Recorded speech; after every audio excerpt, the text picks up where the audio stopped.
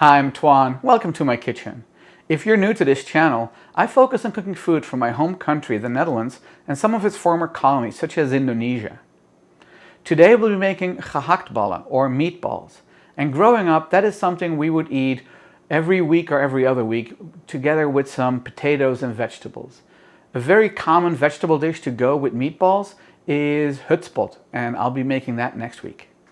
The ingredients you will need are 1.2 kilos of ground meat, 2 medium-sized yellow onions, some freshly grated nutmeg, 2 tablespoons of mayo, 2 tablespoons of mustard, 6 tablespoons of crushed beschuit or breadcrumbs, salt and pepper to taste, tomato paste, we use double concentrated, 1 tablespoon of sambal oelek, butter for browning the meatballs, 2 tablespoons of ketchup manis.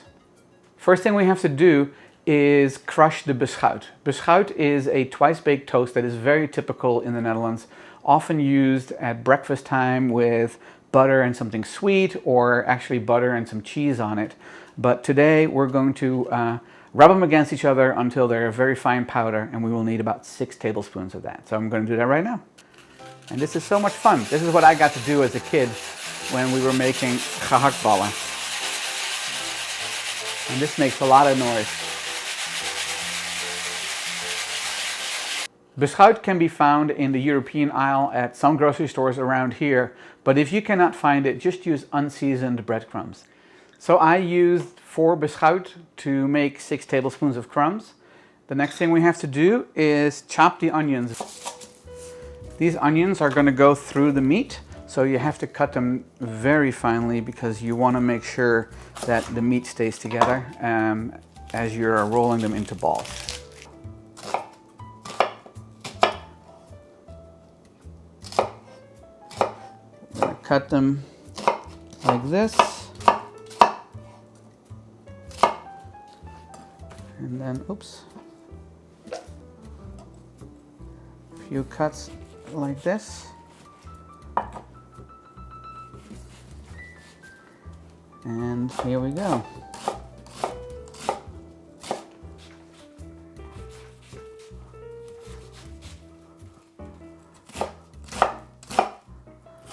I'm done cutting the onion, and we're going to add it to the meat. I probably grabbed a bowl that is slightly too small for this, but we'll make it work.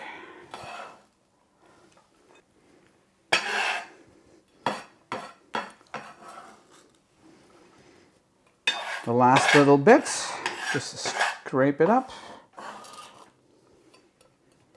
We're going to add our 6 tablespoons of beschuit or breadcrumbs.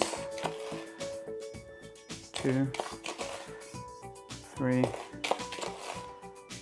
4, 5, 6. We're going to add some salt, generous helping. Some freshly cracked pepper,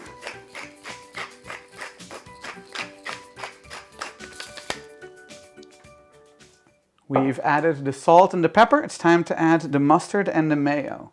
So, interesting story about the mayo is that originally the recipe asks for 2 eggs in here, but one day I made meatballs and I didn't have any eggs, so I looked for a substitute and found mayo, and it actually worked really well, so that's what we do from now on. So 2 tablespoons of mayo, and then just a snufje nutmeg, freshly grated of course, because you don't want the dried stuff. I've added all the ingredients to the ground beef, but I forgot to tell you when I went over the ingredients that this is actually beef I ground myself. I used 2 parts short rib and 1 part top round.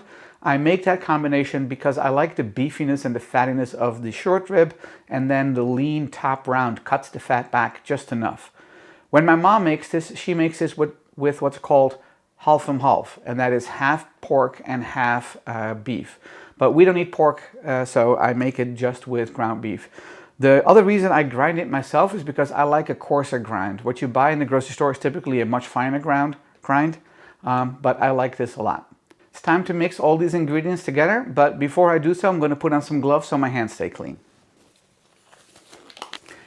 Okay, Mix it in by hand. Make sure that everything is evenly distributed, and you don't want to overwork it, but you do want to make sure that the breadcrumbs and the onions are thoroughly mixed through, as are the mustard and the mayo. So this makes a little bit of a mess on the board, but that's okay. That's because I grabbed too small a bowl. So lesson for you, use a bigger bowl. We've mixed everything through, and now it's time to shape the balls. Dutch meatballs are rather large. They weigh about 150, 175 grams each, so they're sizable. I'm going to use a large ice cream scooper to make sure they're all about the same size so they cook evenly. I'm going to put some gloves on again because I will have to roll them in my hands, and I just don't want to get my hands all dirty. So one generous scoop is about the right size. You're going to keep rolling them in your hands. Sometimes you will see right away if they're too large or too small, and you can add or subtract some beef. Just make them until all the beef is gone. I have a little bit of beef left still. It is more than a single meatball, but less than two, so I'm just opting to make one rather large meatball for the last one, and that will be mine to eat. In the end, this made a total of 12 meatballs. So before we start cooking the beef, we have to prepare all the ingredients for the jus, or the sauce. And it's going to be mostly butter, because that's what we'll be cooking in, but we're going to add 250 milliliters, or a cup of hot water, 2 tablespoons of the tomato puree,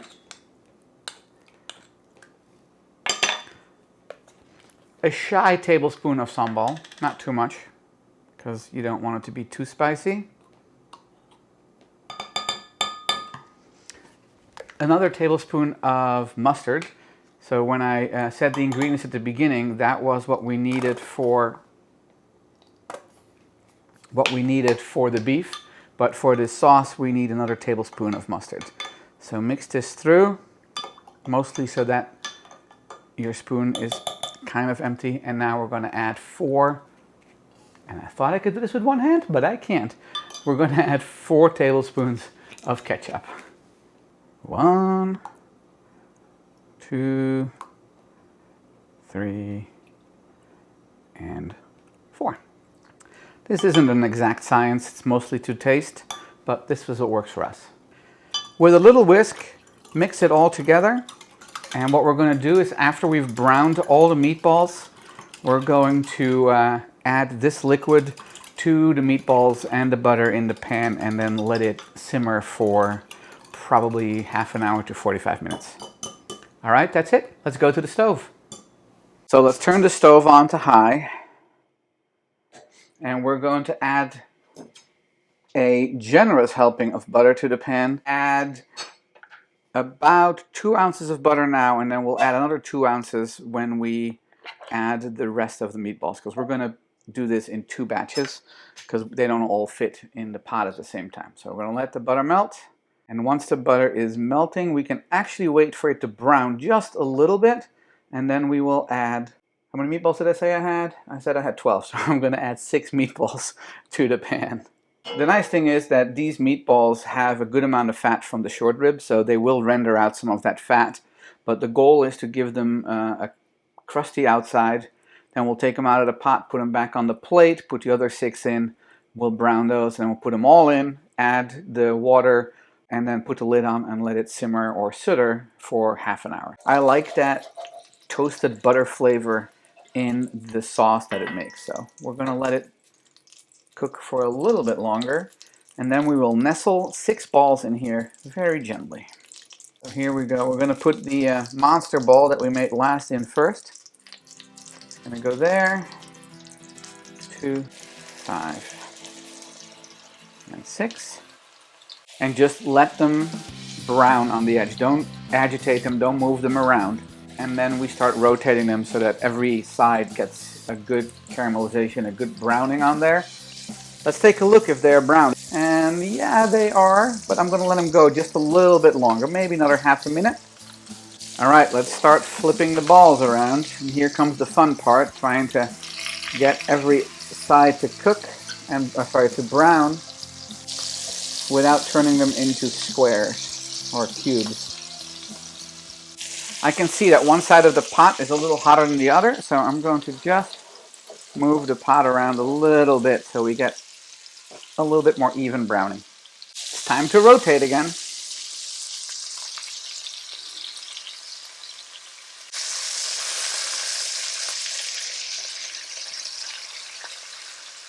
Almost done browning these, and then I'll put them back on this plate. Normally I would put them on a clean plate, but because they're going to go back in and braise for half an hour, I'm not worried about cross-contamination.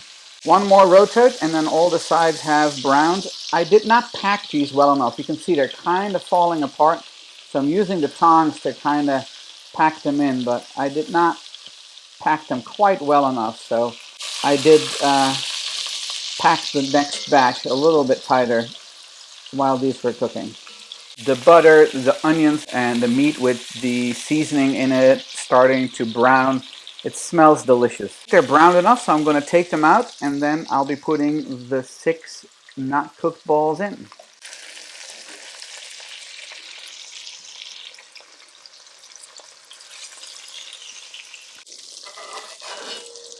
Time to add the last 6 balls.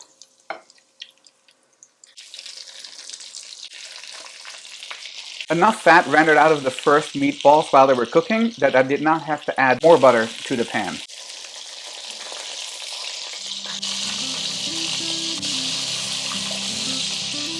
These are browned enough, so I'm going to add the other, well, 5 balls, because one of them fell apart, to the pan.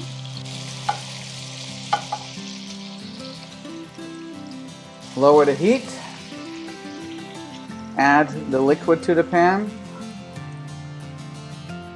And it's okay if it doesn't cover the balls all the way. We're going to put the lid on it, and we're going to let it cook for 30 minutes. The meatballs have been simmering for 30 minutes, so let's take a look. That looks and smells fantastic. I think it's time to eat. The gehaktballen have been cooking, and I let them cool off just a little bit before serving it because the sauce gets pretty hot. Make sure that when you scoop it up, you get the sauce. I like to smash it up into the sauce so that you get sauce on every little bite that you take. Yum. All right, let's have a bite. Eet Smakelijk. So good. Caramelized outside of the ball. Just adds a little bit of crunch, adds some sweetness. Everything combined. This sauce is delicious, and I can't wait until I finish all this meat and then grab a piece of crusty bread to sop up whatever sauce is left on my plate. I hope you liked this video. If you do, please click the like and subscribe button. And when you make this at home, I would love it if you leave a comment below with how it came out for you. Thank you, and I'll see you in the next one.